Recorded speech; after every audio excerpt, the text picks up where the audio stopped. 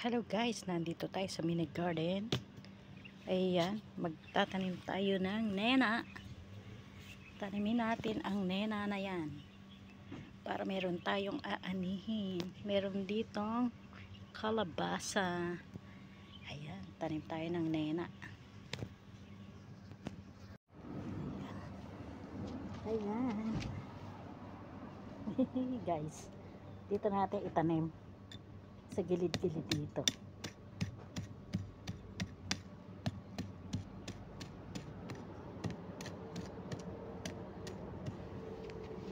Pag oras ng taniman, magtatanim tayo syempre.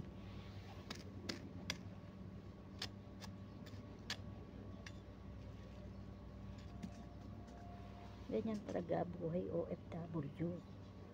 Buhay OFW. Walang nakakahigil kahit ano ang gawin mo. O diba? Ayan. Isang araw nagtanim ako ng ampalaya. Hindi ko alam kung tumubo na. Pagkatanim ko, pinabayaan ko na lang doon. Ngayon, tanim naman tayo ng nena. Kasi nasisira na siya, oh, may tubo siya, kaya sigurado mabubuhay ito kasi meron siyang meron siyang ugat, may ugat siya. Ngayon hindi ko na naasikasong masyado yung ganito kasi yung kusinero nila pinaalis na nila, ako na ngayon na naman ang nagluluto, pero hindi naman ako nakakapag-video na niluluto ko kasi yun naman ang niluluto ko, puro na lang aberyani. Yun na lang ba gusto nyo makita? Puro aberyani. Ayan, kaya magtanim na lang tayo na nena.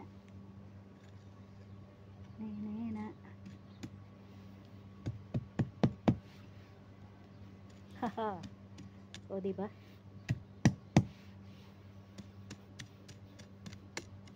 Tanim natin dito sa gilid.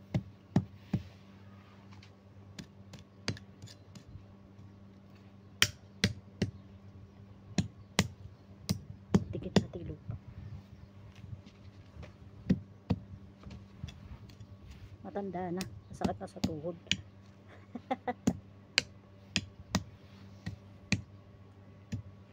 Dikin natin. Ayan, meron na po tayong nena. Pwede na! Ito tayo pipitas, o diba?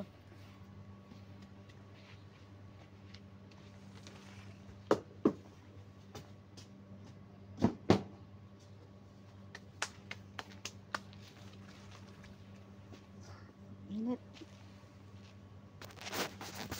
Ang init sa UAE. Ay, ang init dito. Ayan.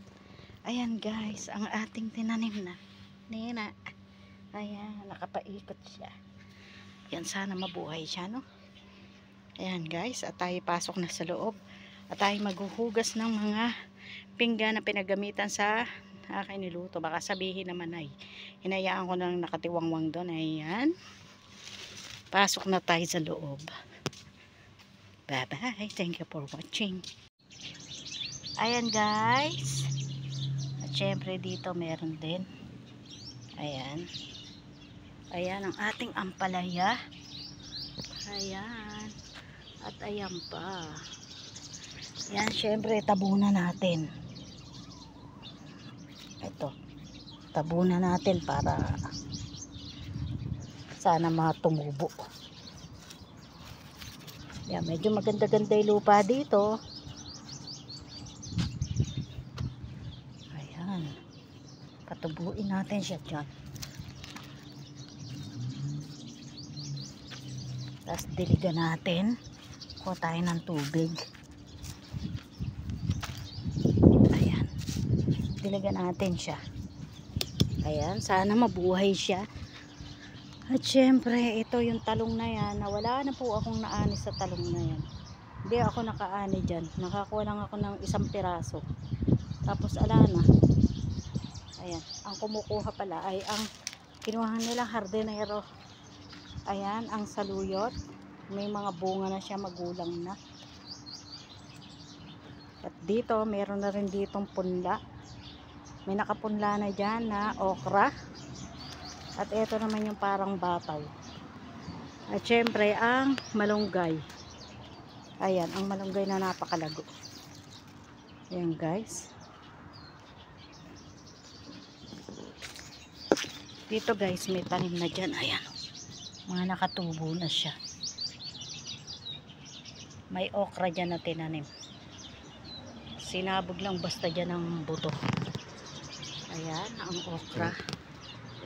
At syempre, ang puno ng malunggay na napakalaki na, malago na naman. Ayan. Ayan guys. Diligan natin ang ating halaman. Ang ating tanim na. Ayan guys, balik tayo dito. Diligan natin ang ating halaman. Ayan. Hindi ko na matandaan na saan ba. Ayan, dito. Dito pa. Kailangan pala tulusan natin ng ano, ng kahoy para alam natin kung nasaan.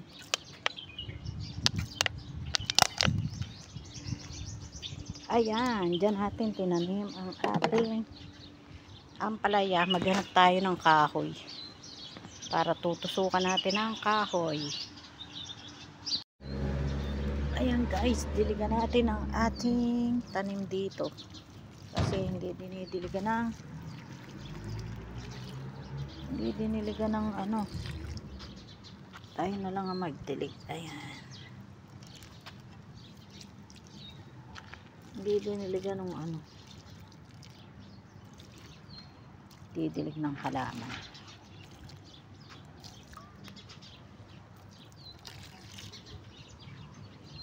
Sana tumupo. Sa tigas ng lupa dyan, hindi tutubo yan. Ayan, ang sitaw. Ayan guys, ang sitaw. At saka ayan, ang okra. Pinagsasabog lang dyan, manong inano, yung bang inayos ang pagkakatanim. Basta tinapon-tapon lang. Ayan o.